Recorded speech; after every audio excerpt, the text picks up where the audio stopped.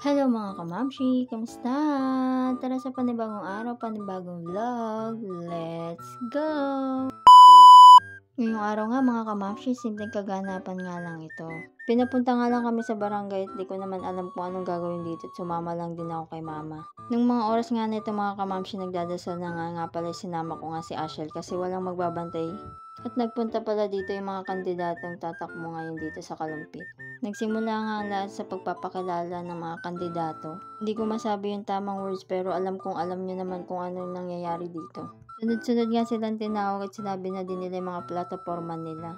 Sa panahon nga ng botohan, maluwag naman tayong mamili kung sino ang iboboto natin. Siyempre, alam naman natin na ang iboboto natin ay karapat-dapat nga sa pwesto.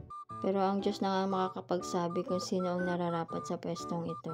Nung time nga na ito, maganda naman yung mga sinasabi nila at pinapangako nila. Ipagdasal na nga lang natin na kung sino ang mapili ng Panginoon at maluklok na deserving dito na mamuno sa pangamahalaan natin. And nawa na marami silang matulungan dito sa bayan ng Kalumpit. Nung time nga na yung kagigising lang ni Ashan kasi nakatulog siya kanina.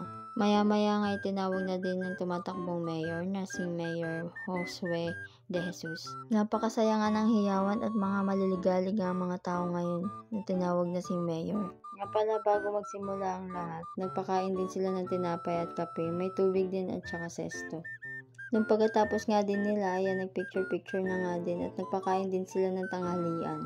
Ang sarap nga ng ulam dyan, longganisa, itlog na maalat, tsaka kamatis. Nung mga time nga na ito, umuwi na kami at binaon na nga lang namin yung binigay sa aming pagkain.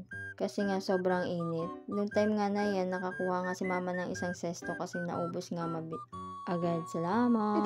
Dinerecho nga lang kami nang uwi sa bahay pagkatas nga namin kumain. Pumunta nga kami kila mama dito at nadatnan kong naliligo sila Yoyong. At dahil nga mainit, pinaliguan ko na din si Asha at nagbabad na naman nga. Kaya lang ng mga time nga na yan ay ayaw niya na naman magpaahon. Super enjoy siya at masarap din naman sa pakiramdam pagligo. So yun lang mga kamamshi. Salamat!